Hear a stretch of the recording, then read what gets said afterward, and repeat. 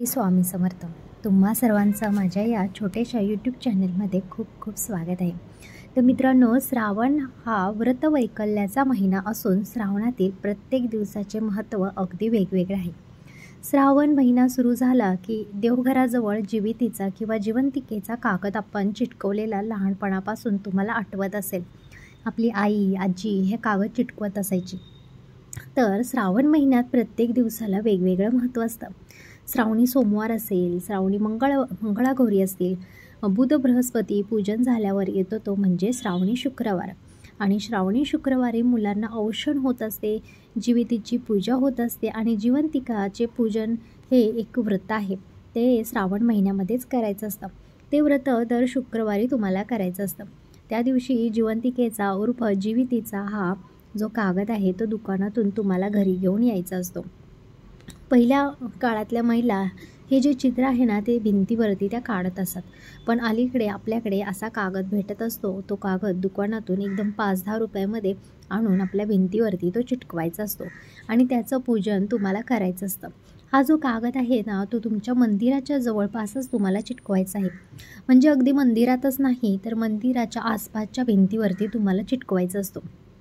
कारण यावरती नरसिंहाचं सुद्धा चित्र असतं, सगळ्या देवी देवतांचं, नागाचं सुद्धा चित्र आहे. यावरती सूर्यदेवता असतात आणि त्यामुळे त्यांचं चित्र आपल्याला हे देवघरातच चिटकवायचं असतं. कुठेही इतरत्र म्हणजे किचनमध्ये, हॉलमध्ये जिथं तुम्ही झोपता वगैरे त्या ठिकाणी तुम्हाला ते चिटकवायचं नाही मित्रांनो. आणि त्यानंतर ही जीवतिकेची पूजा कशी करायची या संदर्भात आपण थोडी माहिती घेऊयात.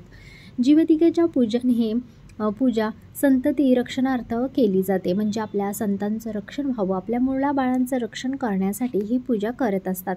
आपली मुलं जर बाहेरगावी असतील तर तुम्हाला कसं औक्षण करायचं आहे हे सुद्धा मी ते पुढे सांगणार आहे.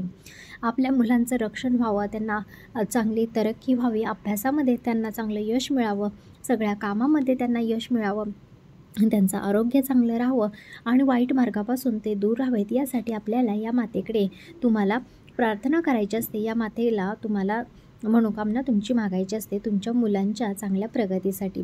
तुम्हाला पूजेसाठी साहित्य आहे ते दुर्वा लागतील, फुलं, आघाड्याची पानं आवश्यक आहे.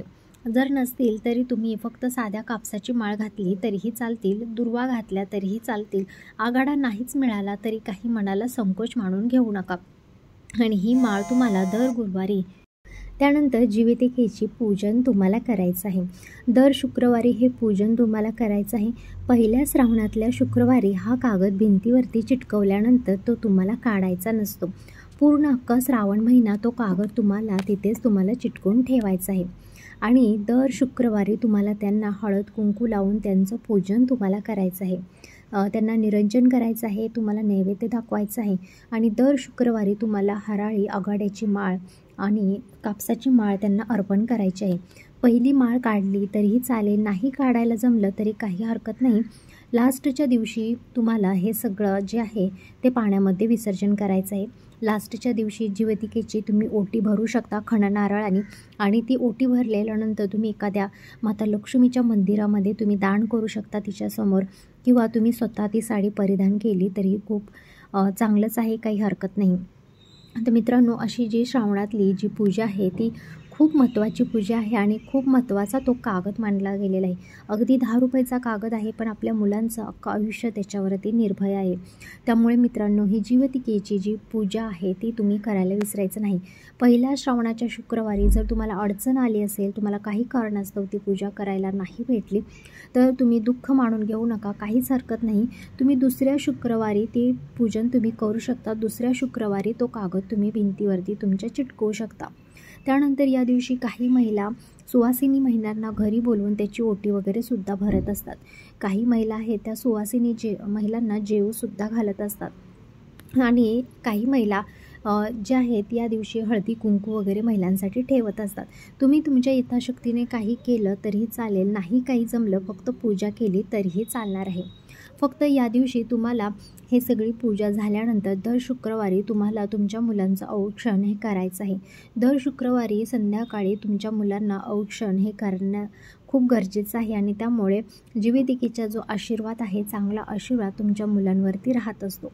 आता तुमचा दुसरा प्रश्न म्हणजे जर तुमची मुलं बाहेरगावी असतील तर तुम्ही कशी त्यांची ओवाळणी करणार आहात ते. तर मित्रांनो, यासाठी जीवितिकेची पूजा झाल्यानंतर तुम्ही चारी कोपऱ्यात तुम्हाला उभं राहून त्यांना औक्षण करायचं आहे आणि चारी कोपऱ्यामध्ये गोल फिरून तुम्हाला अक्षदा व्हायच्या आहेत. तुमच्या मुलाचं नाव घेऊन जीवितिकेला त्यांच्या रक्षणासाठी किंवा चांगल्या भवितव्यासाठी त्यांच्याकडे प्रार्थना तुम्हाला करायची आहे. आणि त्यानंतर मित्रांनो, आपण पाहतो की हे जी कथा आहे ती तुम्हाला वाचणं खूप गरजेचं आहे. दर शुक्रवारी तुम्हाला ही कथा वाचावीच लागणार आहे आणि वाचायचीच आहे. जीवितिकेची आरतीसुद्धा तुम्हाला करायची आहे. त्यामुळे मित्रांनो, असं मुलांचं पाटावर बसून औक्षण जीवितिकेच्या फोटोच्या खाली तिथे समोर तुम्हाला बसून तिच्या समोर हे औक्षण तुम्हाला करायचं आहे मुलांचं. आणि तुमच्या मुलांना तिच्या पाया पडायला, तिला नमस्कार करायला तुम्हाला सांगायचं आहे मित्रांनो. आता बघूया की जीवितिकेची कहाणी काय आहे ते. जरा व जिवंतिका या यक्षगणातील देवता. जरा या यक्षिणीबद्दल महाभारतात एक कथा येते. मगधरेश्वर भय्यरथ याला 2 राण्या असत. दोन्हीही राण्यांवर त्यांचे सारखेच प्रेम असते. परंतु राजाला पुत्र आणि पुत्री काहीही नसल्यामुळे राजा खूप चिंतित असतो.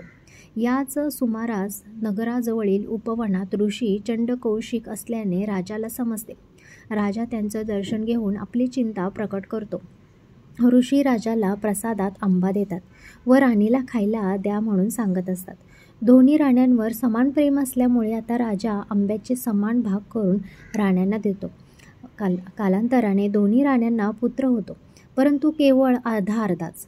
अशा विचित्र आणि अर्धवट अर्भकाचा राजा जंगलात नेऊन टाकून देतो. त्याच वेळेस तिथून जरा नामक यक्षिणी जात असते.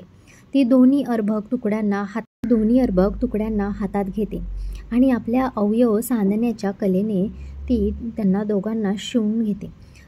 जरा ते सांधलेले अर्भक संध्या समयास बृहरथात ठेवते आणि राजाला आणून परत देते.